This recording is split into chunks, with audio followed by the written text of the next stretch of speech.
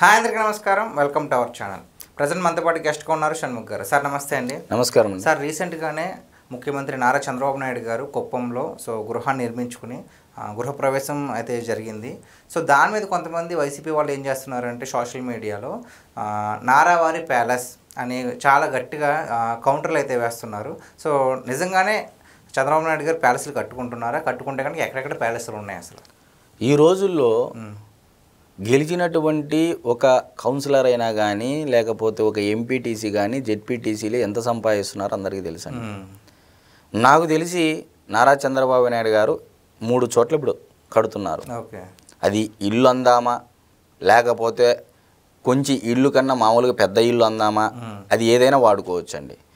హైదరాబాదులో ఎన్ని గజాలలో స్థలం ఉంది, ఇప్పుడున్నటువంటి వెలగపూడిలో ఎన్ని ఎకరాల్లో కడుతున్నారు, ఇప్పుడున్నటువంటి కుప్పంలో ఎన్ని గజాల్లో ఇల్లు కడుతున్నారు అనేది ఫస్ట్ చంద్రబాబు నాయుడు గారి గురించి చెప్దాం. దాని తర్వాత జగన్మోహన్ రెడ్డి గారి దగ్గరికి వెళ్దాం.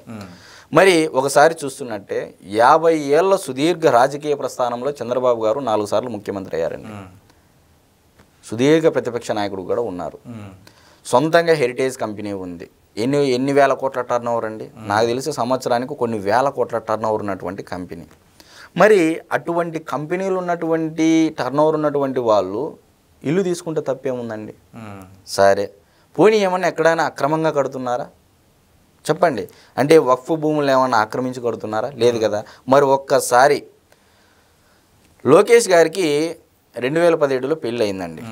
పెళ్ళి అయిన తర్వాత 1200 గజాలు కొనుక్కొని 2400 స్క్వేర్ యార్డ్స్లో ఇల్లు కట్టుకున్నారు. ఎక్కడ? హైదరాబాద్లోనే. ఫస్ట్ 1100 గజాల్లో ఇల్లు ఉండేది. దాని తర్వాత 2017లో లోకేష్ గారికి పెళ్ళయింది. అయిన తర్వాత మళ్ళీ 1200 గజాలు కొనుక్కొని మొత్తము 2400 స్క్వేర్ యార్డ్స్లో ఇల్లు కట్టుకున్నారండి. ఎక్కడ? హైదరాబాదు. ఇప్పుడు నారావారిపల్లెలో 439 గజాలలో ఇల్లు కడుతున్నారు. అమరావతిలో G+1తో 1450 గజాల్లో ఇల్లు కడుతున్నారు. ఒక సీఎం హోదాలో ఉన్నటువంటి వ్యక్తి, ఒక మాజీ ప్రతిపక్ష నాయకుడిగా ఉన్నటువంటి, అంటే సుదీర్ఘ ప్రతిపక్ష నాయకుడిగా ఉన్నటువంటి వ్యక్తి సెక్యూరిటీ ఎంతమంది ఉంటారు? ముందుగానే చంద్రబాబు నాయుడు గారికి Z+ కేటగిరీ సెక్యూరిటీ ఆయన ఇంట్లో పనిచేసే వారికి క్వార్టర్స్ అయితేనేమి, ఉండడానికి నివాసం అయితేనేమి, వాళ్ళకు ఫుడ్ ఫెసిలిటీ రూములు కానీ ఇవన్నీ కట్టడానికి అంతే స్పేస్ అయితే కావాలిగా. ఇప్పుడు ఎంత ప్లేస్లో ఇల్లు కట్టుకున్నారు అనేది ముఖ్యం కదా. ఇప్పుడు చంద్రబాబు నాయుడు గారికి అయితే ఒకవైపు హైదరాబాదులో, మరొక వైపు కుప్పము, వెలగపూడి 3 చోట్ల ఇల్లు కట్టుకున్నారు. మరి అతి ముఖ్యంగా ఒక మధ్యతరగతి కుటుంబం ఈ రోజుల్లో 500 గజాల్లో ఫ్లాట్ తీసుకుంటుందండి. ఒక మధ్యతరగతి కుటుంబం కానీ, 1 లక్ష రూపాయలు వేతనం వచ్చేవాళ్ళు వీళ్ళే 500 గజాలు మినిమం ఇల్లు కొనుక్కుంటున్నారు. మరి చంద్రబాబు నాయుడు గారు 4 సార్లు ముఖ్యమంత్రి అండి, సుదీర్ఘ ప్రతిపక్ష నాయకుడు, కొన్ని వేల కోట్ల టర్న్ ఓవర్ ఉన్నటువంటి కంపెనీ ఉన్నటువంటి వాళ్ళు కొంటే తప్పేముంది? అక్రమంగా ఒకరిది లాక్కొని కడితే తప్పేముంది కానీ. మరి ఇప్పుడు అతి ముఖ్యంగా జగన్మోహన్ రెడ్డి గారి గురించి దగ్గరికి వస్తే, హైదరాబాద్లో ఉన్నటువంటి లోటస్ ప్యాండు ఎన్ని చదరపు గజాలండి? 5807 చదరపు గజాలు. ఇందులో జగన్ బాత్రూమే 430 చదరపు గజాలు ఉందండి. లోటస్ పాండ్లో బాత్రూమే. అంటే చంద్రబాబు గారి కట్టేటువంటి కుప్పం ఉంది కదా ఇంట్లో, ఇందాక 439 గజాలన్నా. మరి ఆలోచన చేయాలి ప్రజలు. మరి తాడేపల్లి ప్యాలెస్ అండి 6672 చదరపు గజాల్లో ఉంది. మరి ఇందులో జగన్ బెడ్రూమ్ ఎంత ఉంటుందో, చంద్రబాబు గారి కుప్పం ఇల్లు నిర్మాణం ఎంత ఉందో ఒక్కసారి ప్రజల విజ్ఞతకు మనం వదిలివేద్దాం. మరి బెంగళూరు యలంక ప్యాలెస్ అండి, ఇది దాదాపు 33 నుంచి 34 ఎకరాల్లో ఉందండి. ఈ 34 ఎకరాల్లోనే కేవలం ప్యాలెస్ నిర్మాణం ఒకటి 2 ఎకరాలు ఉందండి. అంటే జగన్మోహన్ రెడ్డి గారు ఉండేటువంటి ప్యాలెసే ఈ 34 ఎకరాల్లో 2 ఎకరాలు కట్టారు. ఇమాజిన్, మీ ఊహకు వదిలేస్తున్నాం. నాకు తెలిసి 72 రూములు ఉన్నాయి యలంక ప్యాలెస్లు అని చెప్పేసి అన్ని మీడియాలో, ప్రింట్ మీడియాలో చూసాము, విన్నాము. మరి దాదాపుగా ఈ ప్యాలెస్ 10,000 చదరపు గజాల్లో ఉందండి. ఇకపోతే Rushikonda palace, national green tribunal నిబంధనలకు విరుద్ధంగా కడుతున్నారని నోటీసులు ఇచ్చినప్పటికీ, హైకోర్టు మొట్టికాయలు వేసినప్పటికీ, పర్యావరణ అనుమతులు లేకపోయినప్పటికీ రుషికొండకు బోడుగుండు కొట్టి 15,719.49 చదరపు గజాల్లో కళ్ళు చెదిరే నిర్మాణాలు కట్టారండి. ఇది ఆ రోజుల్లో పవన్ కళ్యాణ్ గారు కూడా వెళ్ళి సెల్ఫీ తీసుకున్నారు.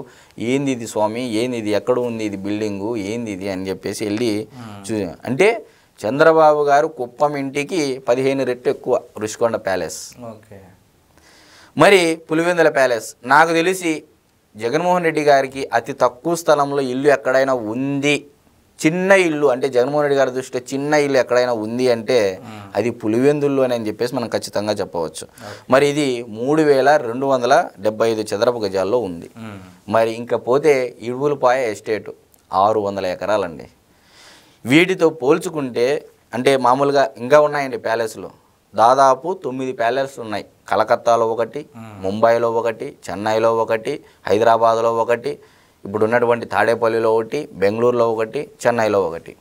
అంటే ఇన్ని ప్యాలెస్లు ఉన్నటువంటి జగన్మోహన్ రెడ్డి గారు ఇప్పుడు చంద్రబాబు నాయుడు గారికి జగన్మోహన్ రెడ్డి గారికి కంపారిజన్ చేసుకుంటే మరి ఒక్కసారి ముఖ్యమంత్రి, తండ్రి ఒక్కసారి ముఖ్యమంత్రి అంటే రెండోసారి ముఖ్యమంత్రి అయ్యారు, స్వర్గస్థులు అయ్యారు. మరి రెండు సార్లు ముఖ్యమంత్రి అయినటువంటి మీ కుటుంబానికి ఇన్ని ప్యాలెస్లు కట్టి ఇన్ని వేల ఎకరాలు మళ్ళీ ఆస్తులు జప్తు 43,000 కోట్ల రూపాయలు ఈడీ ఆస్తులు అటాచ్లో ఉన్నాయి. మరి వీటితో పోల్చుకుంటే చంద్రబాబు నాయుడు గారేమో ఆయన యొక్క అంటే చట్టబద్ధంగానే పోతున్నాడు కదా, రాజ్యాంగబద్ధంగానే ఈ పొద్దుడికి హైదరాబాద్ ఇంటికి కానీ ఈఎంఐలు కడుతున్నారండి. ఈ పొద్దుడికి హైదరాబాద్ ఇంటికి లోకేష్ గారు పెళ్ళి అయ్యాక ఏదైతే స్థలం కొనుక్కొని కట్టించుకున్నారో దానికి ఈ రోజుకి ఈఎంఐలు కడతా ఉన్నారు. అంటే అర్థం చేసుకోండి ఏ విధంగా వైఎస్ఆర్సీపీ పార్టీ వాళ్ళు ఒక నెగిటివిటీ అనేది ప్రచారం చేస్తున్నారు నారా ప్యాలెస్లు అని చెప్పేసి ఇక్కడ మనం కొలతలతో సుద్దా చెప్పాము. ఇప్పుడు ప్రజలు ఆలోచన చేయాలని చెప్పేసి నేను కోరుకుంటున్నాను. అంటే మరి ఈ పోస్టులు పెట్టే వరకు తెలియదు అంటారా, లేదంటే కావాలని ఏదో ఒక పోస్ట్ వేసేద్దాం, సో మన నాయకుడికి ఒక అండగా ఉందామని అనుకుంటారు? నాకు అర్థం కావట్లేదు. ఇంతలా చెప్పారు కదా మీరు ఇన్ఫర్మేషన్, సో వాళ్ళకి ఏం చెప్తున్నారు అంటే ఇప్పుడు వాళ్ళు ప్రతిపక్ష పార్టీ అండి. ప్రతిపక్ష పార్టీ హోదా లేకపోయినప్పటికీ ప్రతిపక్ష పార్టీలు ఏముందంటే ఆరోపణ చేయడము, బురద జల్లడం అనేది ఒక పరిపాటి. మామూలుగా అంటే ప్రజల హితం కోసం, ప్రజల కోసం పనిచేసేటువంటి, ప్రజల కోసం పోరాడేటువంటి పార్టీలు అయితే వ్యవసాయంలో ఏమి పథకాలు అందుతున్నాయి, 25 శాఖలు ఉన్నాయి, 25 శాఖలకు ప్రజలకు ఏమి అందుతున్నాయి, వీటి గురించి పోట్లాడతారు. నారా ప్యాలెస్ల గురించి, లేకపోతే చంద్రబాబు నాయుడు గారు హెలికాప్టర్కి ఎంత ఖర్చు పెట్టారు, ఈ తిరగడానికి ఎంత ఖర్చు పెట్టారు, చిరుతిళ్ళకి ఎంత ఖర్చు పెట్టారు అని అబద్ధపు ఆరోపణలు చేయడం ఎంతసేపు? ఇప్పుడు నారా లోకేష్ గారు ఇప్పటికీ స్టిల్ వైజాగ్ కోర్టుకు వెళ్తూ ఉన్నారు. ఏదైతే సాక్షి పేపర్లో చిరుతిళ్ళకి ఎంత కోట్ల రూపాయల ఖర్చు అని వేశారు, పరువు నష్టం దావా వేస్తే ఈ పొద్దురికి నారా లోకేష్ గారు కోర్టుకు వెళ్తున్నారు దాని గురించి సంబంధించి. అంటే నేనేమంటున్నానంటే అబద్ధపు ఆరోపణలు చేయడం చాలా ఈజీ. ఒక్కసారి ప్రజలు విజ్ఞతతో ఆలోచించాలని చెప్పేసి నేను కోరుకుంటా ఉన్నాను. ఓకే, థ్యాంక్స్, నమస్తే.